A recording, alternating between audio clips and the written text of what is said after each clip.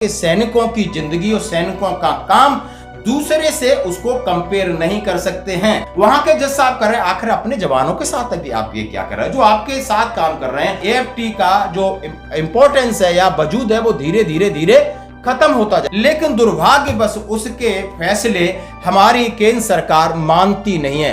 फिर आप इन समस्याओं को लेके हमारे पास आने का औचित्य क्या है? बलिदान होते हैं, डिसेबल होते हैं, दिन रात काम कर रहे हैं, ब्रिज बना रहे हैं, यदि वो शारीरिक अक्षम है तो उसको घर भेज रहे हैं, तो लेकिन उसको उतना पैसा और पेंशन दीजिए ताकि वो अपनी जिंदगी आराम से काटे और उसे ये फक्र रहे कि मैंने देश के लिए अपने अंगों का बलिदान। जवानों के हित की सोचें, जवानों पर रहम करें, जवानों पर कृपा करें। और ये कह रहे हैं हाई कोर्ट के जज साहब कह रहे हैं बहुत अच्छी, पहले पिछले 4 महीनों से लगातार, चाहे कहीं दिल्ली हाई कोर्ट हो, पंजाब चंडीगढ़ हो, उत्तर प्रदेश हो, लगातार कह रहे हैं कि सैनिकों की जिंदगी और सैनिकों का काम दूसरे से उसको कंपेयर नहीं कर सकते हैं।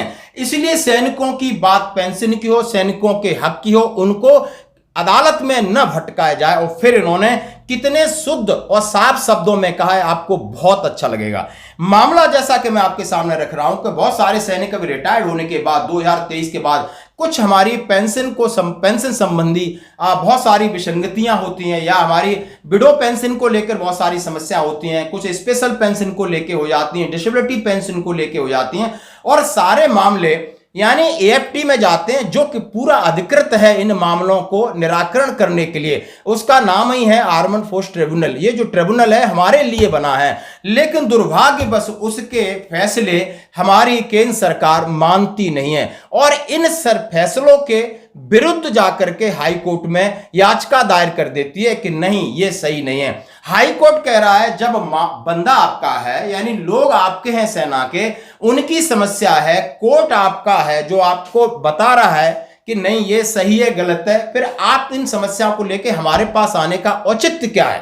बार बार वो कह रहे हैं और कह रहे हैं कि कम से कम आप अपने लोगों का भला तो करिए, बाकी जनता की नेता कर रहे हैं। लेकिन ये बड़ा दुर्भाग्य बस है। आपको मैं क्यों कह रहा हूं, आप सैनिक हैं, पूर्व सैनिक हैं, ऐसा चल रहा है। एएफटी का जो इंपॉर्टेंस है या वजूद है वो धीरे धीरे खत्म होता जा रहा है। सीधा सीधा दिख रहा है कि एएफटी सीधी कंट्रोल में कर लिए। यदि वो एमओडी के हिसाब से डिसीजन देती है तो अच्छी बात है, यदि उनके इंडिविजुअल के फेवर में देती है तो बड़ी मुश्किल है कि वो इंप्लीमेंट नहीं होता है और उनके लिए उसके खिलाफ यानी उस डिसीजन के खिलाफ मामला अपर कोर्ट में जाता है, हाई कोर्ट और सुप्रीम कोर्ट में जाता है। वहां के जज साहब कर रहे हैं आखिर अपने जवानों के साथ अभी आप ये क्या कर रहे हैं, जो आपके साथ काम कर रहे हैं, बलिदान होते हैं, डिसेबल होते हैं, दिन रात काम कर रहे हैं, ब्रिज बना रहे हैं, डिजास्टर मैनेजमेंट में लगे। अभी आप कठुआ के कुछ वीडियो देखिए, आप किश्तवाड़ के देखिए, आप उत्तराखंड के देखिए, हिमाचल के देखिए, अमरनाथ यात्रा की देखिए।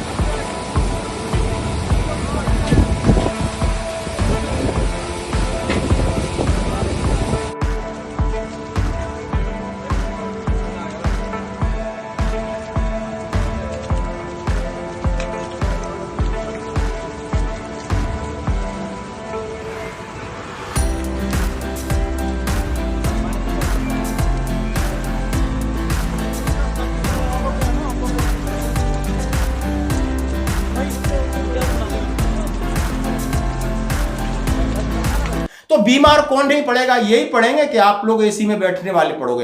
हाथ पैर इन्हीं का दर्द करेगा भाई, इनको ही कहीं ना कहीं इंजरी होगी। यही जब ऑपरेशन पे जब गोली आमने सामने चलती है किसी ऑपरेशन में तो शहीद भी यही होंगे।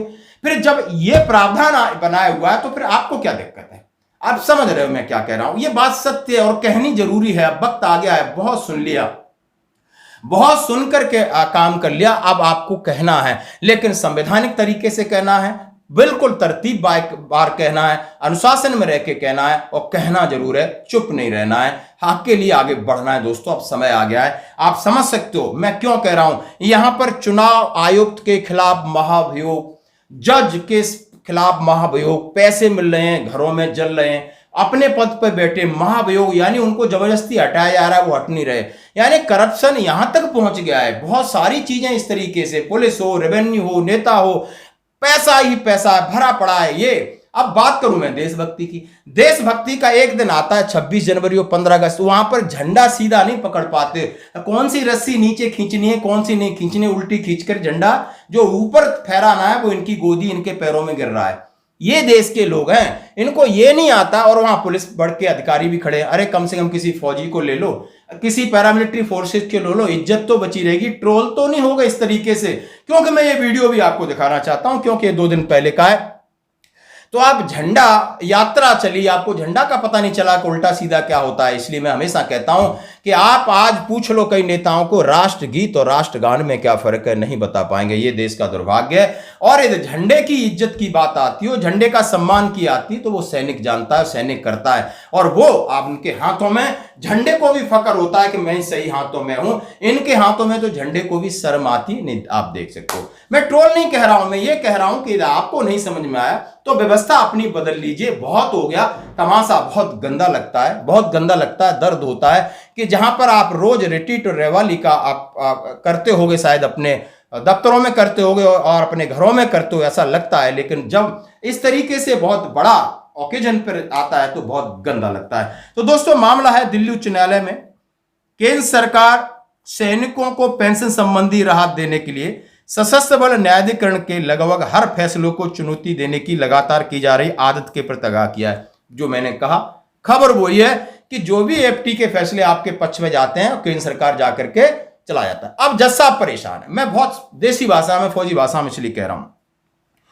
टाइम्स ऑफ इंडिया की रिपोर्ट के अनुसार न्यायालय ने कहा कि सरकार को उचित मामलों में न्यायाधिकरण के फैसले को विनम्रतापूर्वक स्वीकार करना चाहिए, न कि अनावश्यक मुकदमेबाजी को लंबा खींचना चाहिए। अब जज साहब कह रहे हैं कि जो आपका आर्मड फोर्स ट्रिब्यूनल है, उन्होंने बहुत सारी स्टडी करके निर्णय दिया, तो उसको आप विनम्रतापूर्वक स्वीकार कर लीजिए और लंबा खींचकर उलझाने के लिए हमारे पास मत आइए। वो भी परेशान है, लेकिन ये लोग मान नहीं रहे।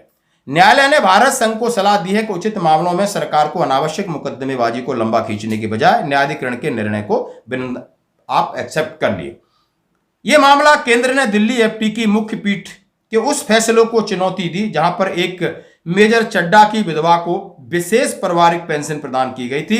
मेजर चड्डा 25 साल पहले बाथरूम में मृत पाए गए थे। केंद्र ने उच्च रक्तचाप के कारण ब्रेन हेमरेज का मामला बताया था।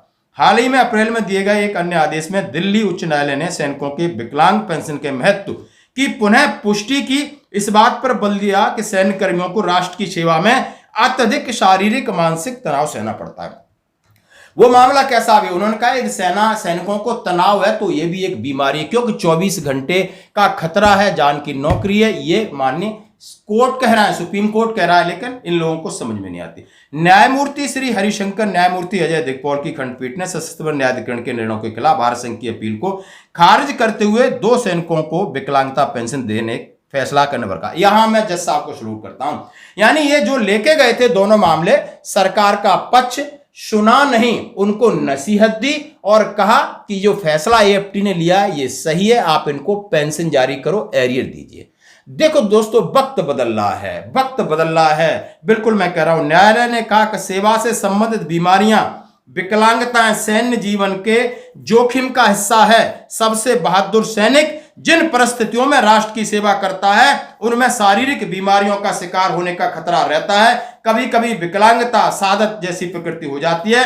सैन्य सेवा जारी रखने में यदि वो असमर्थ हो जाता है तो ऐसी परिस्थितियों में राष्ट्र को कम से कम इतना तो कर सकता है कि शेष वर्षों में वह आराम से सांत्वना प्रदान करने के लिए पैसा तो दे सकता है। यदि वो शारीरिक अक्षम है तो उसको घर भेज रहे हैं, तो लेकिन उसको उतना पैसा और पेंशन दीजिए ताकि वो अपनी जिंदगी आराम से काट रहे और उसे यह फक्र रहे कि मैंने देश के लिए अपने अंगों का बलिदान किया। ये है, ये सच्चाई है दोस्तों। कितना आप समझ सकते हो, ये सारी अब इमोशन ग्राउंड पे आ गया है। सैनिकों के प्रति हमेशा इस तरीके के भाव जो भी रखता है, मैं उसे सैल्यूट करता हूं। जय